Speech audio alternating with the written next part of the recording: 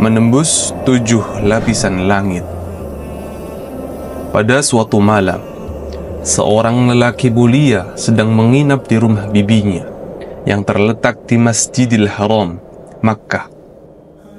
Sang lelaki mulia mengakhirkan sholat Isya lalu tidur. Maka seluruh penghuni rumah pun ikut tidur.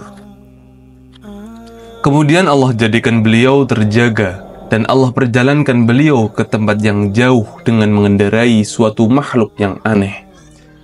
Ketika beliau sampai tujuannya, beliau sholat di sana dan menambatkan kendaraannya pada tambatan yang sering digunakan para nabi untuk menambatkan kendaraan mereka. Sang lelaki mulia tak lain adalah Rasulullah Muhammad sallallahu alaihi wasallam. Beliau Allah perjalankan pada malam hari dari Masjidil Haram ke Masjidil Aqsa di Baitul Maqdis. Peristiwa itu kita mengenalnya dengan peristiwa Isra' Mi'raj.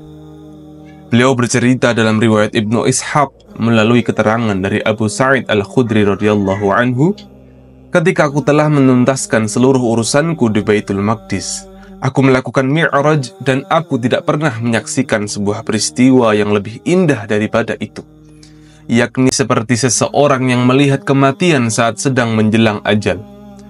Lalu malaikat Jibril membawaku naik hingga tiba di salah satu gerbang langit. Gerbang langit tersebut bernama Gerbang Al-Hafadhuh. Pintu itu dijaga oleh seorang malaikat bernama Ismail yang mengomandoi 12.000 malaikat. Dan setiap satu dari mereka mengomandoi 12.000 malaikat. Abu Sa'id melanjutkan, di tengah-tengah Rasulullah menceritakan peristiwa Mi'raj, beliau melantunkan firman Allah, dan tidak ada yang mengetahui tentara Tuhanmu melainkan Dia sendiri. Quran Surah Al-Mudaththir ayat 31.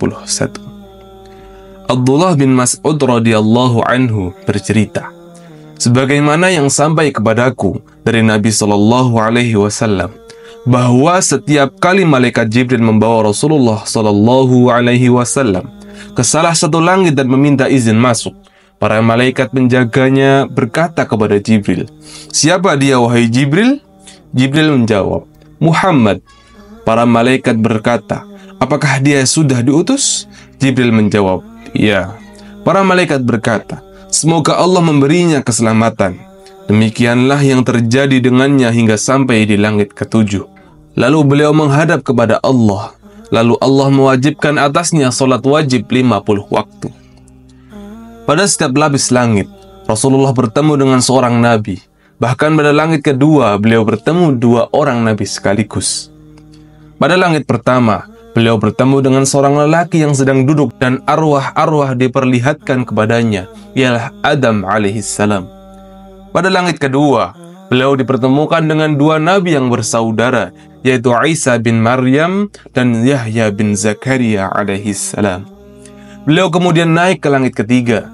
Beliau bertemu seorang yang postur tubuhnya seperti bulan di kala purnama. Jibril berkata, "Ini saudaramu, Yusuf bin Ya'qub." Beliau kemudian dibawa naik ke langit keempat. Di sana beliau berjumpa Idris alaihissalam.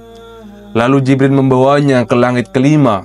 Beliau bersabda, "Di sana aku bertemu orang tua yang rambut dan jenggotnya memutih lebat, dan aku tidak pernah melihat orang tua setampan dirinya." Aku bertanya, "Siapakah dia, wahai Jibril?" Jibril menjawab, "Dia adalah orang yang karismatik di tengah kaumnya. Dia Harun bin Imran." Kemudian Rasulullah dibawa naik ke langit ke-6.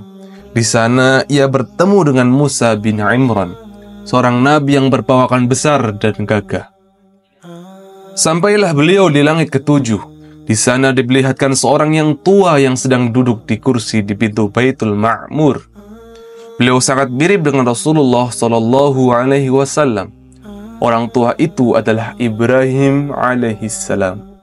Dan sampailah beliau bertemu Allah Ta'ala di Sidratul Muntaha tanpa ditemani Jibril.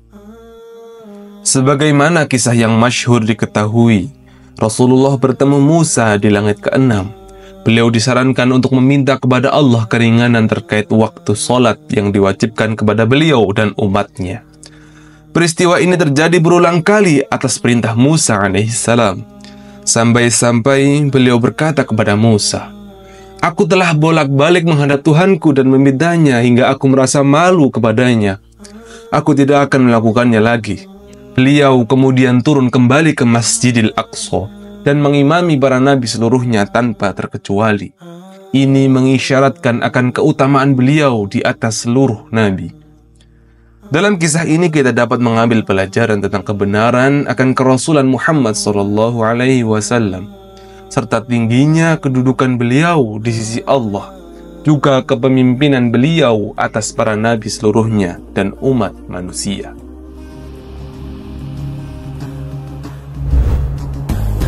من غزة علمت إبائي والعزة في القدس ردائي